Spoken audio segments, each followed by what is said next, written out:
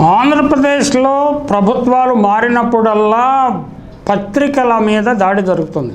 పత్రికలకు ఇచ్చిన వ్యాపార ప్రకటనలు, పత్రికలకు ఇచ్చిన ఇతర ప్రయోజనాల గురించి చర్చ జరుగుతుంది. నిజానికి 2014-19 సంవత్సరాల్లో చంద్రబాబు నాయుడు అధికారంలో ఉన్నప్పుడు ఈనాడు పత్రికకు, ఆంధ్రజ్యోతి పత్రికకు విపరీతమైన లబ్ధి చేకూర్చాడు. అసలు ఈనాడు పత్రిక యజమాని రామోజీరావుకు ఆయన చేసిన ప్రయోజనాలు, రామోజీ ఫిలిం సిటీలో అక్రమంగా ఉన్న భూములు, కబ్జా భూములు, అసైన్డ్ భూములు, వీటి గురించి చాలా చర్చ జరిగింది. దీనికి తోడు ఆంధ్రజ్యోతి అధినేతకు వైజాగ్లో భూమి ఇచ్చాడని ఆ కేటాయింపును కూడా రద్దు చేసినట్లున్నది జగన్మోహన్ రెడ్డి ప్రభుత్వం. అందువల్ల ఆయన ప్రభుత్వం మీద వీరికి చాలా భయంకరమైన అక్కసు ఉంటుంది. అలా కాకుండా ఏదో ఈనాడు పత్రిక కంటే 2019-24 మధ్యకాలంలో సాక్షి పత్రికకు ఎక్కువ వ్యాపార ప్రకటన ఇచ్చాడన్న ప్రచారం చేయడానికి ప్రయత్నిస్తున్నారు. ఉన్నది లేనట్లు, లేనిది ఉన్నట్లు భ్రమింపజేయటంలో చంద్రబాబు నాయుడు దిట్ట కదా. ఆ విషయం మనకు తెలిసిందే. ఎవడబ్బ సమ్మని సాక్షికి ప్రకటనలు ఇచ్చారు అని చంద్రబాబు నాయుడు గారు ప్రశ్నిస్తున్నారు. నిజానికి ఆయన వాస్తవాలను పరిశీలిస్తే ఆయన అలాంటి మాటలు మాట్లాడి ఉండేవారు కాదు. 2014-19 అంటే ఆయన అధికారంలో ఉన్నప్పుడు ఆయన ఈనాడుకు, జ్యోతికి విపరీతంగా ప్రకటనలు ఇచ్చారు. ఈనాడుకు ఆ సమయంలో ఇచ్చిన ప్రభుత్వ ప్రకటనల విలువ 122 కోట్లు. 3వ స్థానంలో ఉన్న జ్యోతికి ప్రభుత్వ ప్రకటనలు 73 కోట్లు. ఆడిట్ బ్యూరో ఆఫ్ సర్క్యులేషన్ ఇచ్చిన ఫిగర్స్ సాధారణంగా ప్రభుత్వాలు వ్యాపార ప్రకటనలు ఇస్తాయి. అంటే ప్రభుత్వానికి డిస్క్రిషనరీ పవర్స్ కూడా ఉంటాయనేది కోర్టులు గతంలో చెప్పాయి.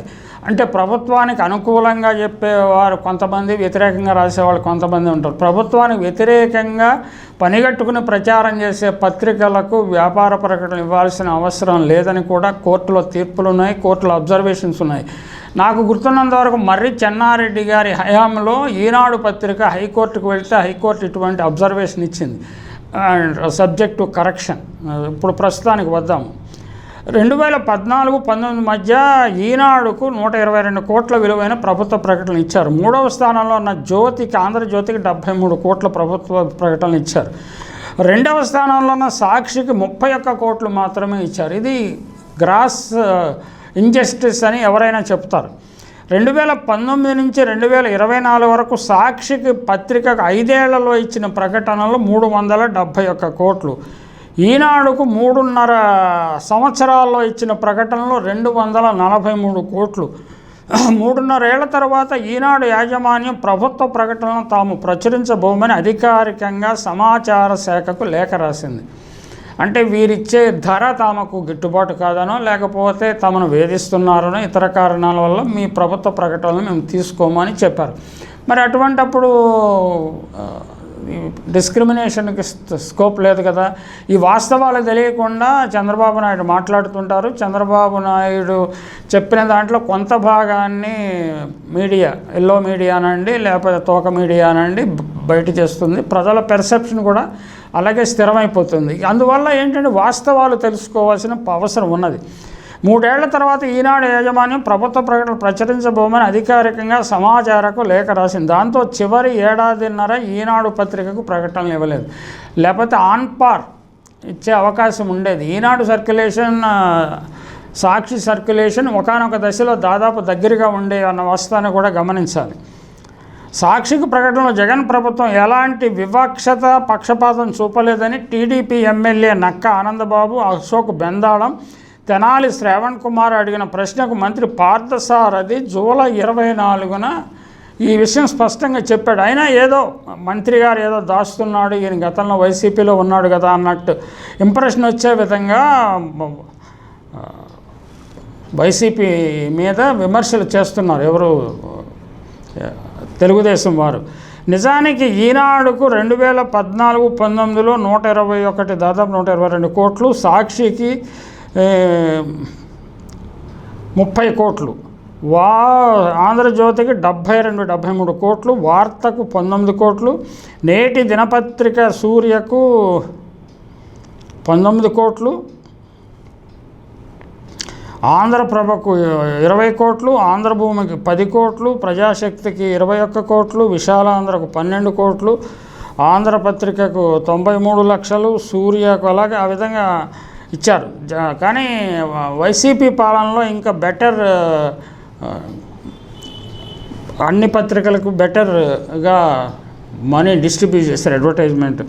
ఈనాడుకు 243 కోట్లు అంటే 3.5 yearsలో, సాక్షికి 371 కోట్లు, ఆంధ్రజ్యోతికి 27 లక్షలు. ఆంధ్రజ్యోతికి మాత్రము అంటే పనిగట్టుకొని విషప్రచారం చేస్తున్న ఆంధ్రజ్యోతికి వ్యాపార ప్రకటన నిలిపేయాలని ప్రభుత్వం నిర్ణయించింది.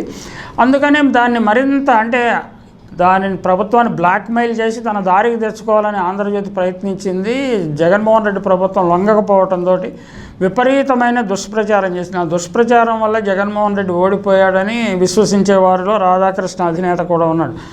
ఆంధ్రప్రభకు 16 కోట్లు, వార్తకు 15 కోట్లు, ప్రజాశక్తికి 13 కోట్లు, ఆంధ్రభూమికి 50 లక్షలు, విశాలాంధ్రకు 2 కోట్లు, నమస్తే తెలంగాణకు 38 లక్షలు, హిందూకు 52 కోట్లు, టైమ్స్ ఆఫ్ ఇండియాకు 27 కోట్లు. హిందూ పత్రికలో ప్రముఖంగా వైసీపీ ప్రభుత్వ ప్రకటనలు వచ్చేవి. టైమ్స్ ఆఫ్ ఇండియాకి దాని మీద దుఃఖం ఉండి టైమ్స్ ఆఫ్ ఇండియాలో వైసీపీ వ్యతిరేక వార్తలు ఏమైనా ఉంటే, లేకపోతే ఆంధ్రప్రదేశ్ నెగిటివ్ షేడ్లో చూపించే వార్తలు ఏమైనా ఉంటే ఆయన మొదటి పత్రికలు వచ్చేవి. వారి గ్రూపుకు చంద్రబాబు నాయుడు గారితో సాన్నిహిత్యం ఉన్నదన్న ఆలోచన కూడా ఉండింది. న్యూ ఇండియన్ ఎక్స్ప్రెస్కు 39 కోట్లు, టైమ్స్ ఆఫ్ ఇండియాకి 27 కోట్లు, డక్కన్ క్రానికల్కు 45 కోట్లు, హన్స్ ఇండియాకు 8 కోట్లు, పయనీర్కు 10 కోట్లు, స్మాల్ చిన్న చిన్న న్యూస్ పేపర్లకు 35 లక్షలు, పీరియాడికల్స్ అండ్ సావనీర్లకు 6 కోట్లు రూపాయలు సుమారుగా వ్యాపార ప్రకటనలు ఇచ్చారు. ఇందులో మనకు చూస్తే ఏమనిపించదు, కానీ ఫ్యాక్ట్స్ని కొన్నిటిని కప్పిపుచ్చడం వల్ల ప్రజలకు అటువంటి అభిప్రాయం. 1.5 సంవత్సరాలు ఆంధ్రప్రదేశ్ ప్రభుత్వం ఇచ్చిన వ్యాపార ప్రకటనలు తాను తీసుకోనని ప్రభుత్వం ప్రకటిస్తే, ఈనాడు పత్రిక ప్రకటిస్తే జగన్మోహన్ రెడ్డి ప్రభుత్వం ఏం చేయలేదు కదా. ఆ విషయాన్ని గమనించాలి.